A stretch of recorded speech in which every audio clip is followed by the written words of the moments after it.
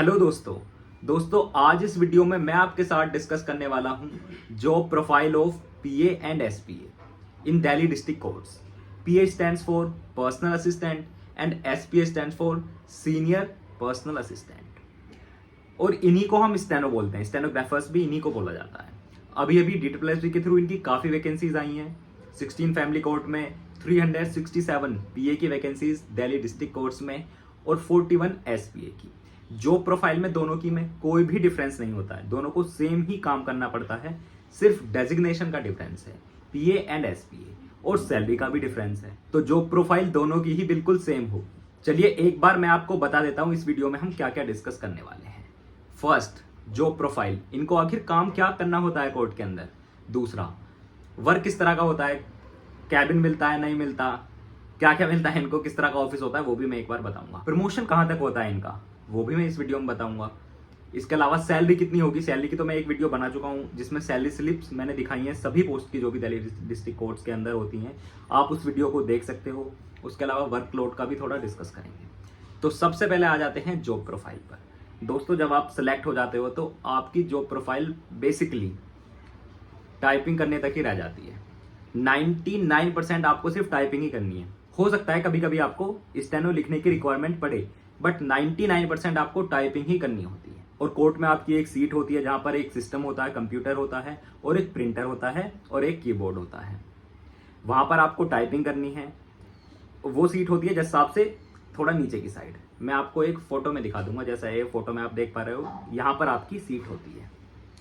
इसमें आपको काम कुछ नहीं करना है। जितने भी केसेस एक कोर्ट में लगे होते हैं वो डिपेंड करता है कौन सा कोर्ट है, जज साहब के ऊपर भी डिपेंड करता है।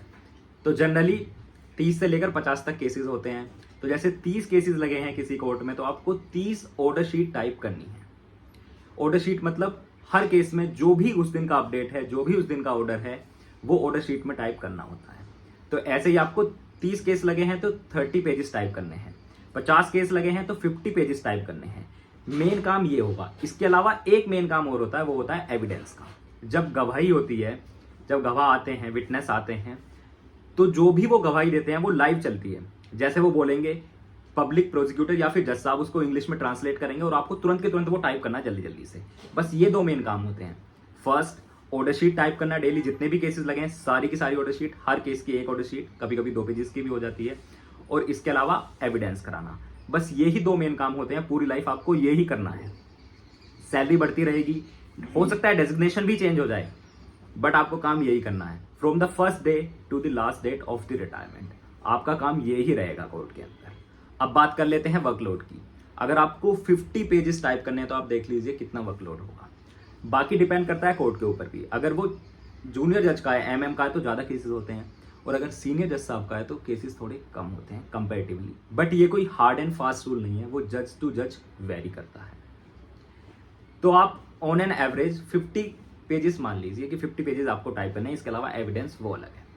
अगर आप एमएम कोर्ट में पोस्टेड हो तो वहां पर जनरली एक स्टेनो होता है, और अगर आप सीनियर जज साहब के यहाँ पोस्टेड हो तो वहां पर 2 स्टेनोज होते हैं।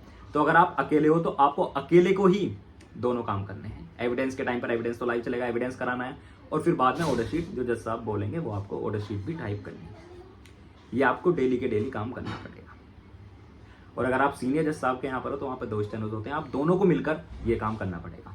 एक एविडेंस करा देगा लाइव जो चलेगा, और दूसरा ऑर्डर शीट टाइप कर देगा। तो इस तरह का कुछ आपका काम होगा। अब आ जाते हैं प्रमोशन पर। प्रमोशन, आप पीए से एसपीए बन जाते हो, आपका ग्रेड पे चेंज होता रहता है, बट आपकी जॉब प्रोफाइल चेंज नहीं होती है। 1% लोग एडमिनिस्ट्रेटिव ऑफिसर भी बन जाते हैं रिटायरमेंट से 1-2 साल पहले। बस वहाँ पर आपकी जॉब प्रोफाइल चेंज हो जाती है, वहाँ पर आपको सुपरविजन का काम मिल जाता है। 99% लोग स्टेनो से ही ज्वाइन करते हैं और स्टेनो से ही रिटायर हो जाते हैं, लेकिन ग्रेड पे इनका बढ़ता रहता है। आराम से 6600 या फिर 7600 तक ये पहुंच जाते हैं। ये हाल है प्रमोशन का। इसके अलावा सैलरी, जब आप ज्वाइन करते हो तो 4600 ग्रेड पे की जॉब पर ज्वाइन करते हो, उसके अकॉर्डिंग आपकी सैलरी 80,000 के आसपास बैठेगी। मैंने सैलरी स्लिप की एक अलग से वीडियो शेयर किया, आप उसको देख लीजिए। कुछ इस तरह की आपकी जॉब होगी। इसके अलावा अगर आपका कोई भी डाउट है तो आप नीचे कमेंट बॉक्स में पूछ सकते हो।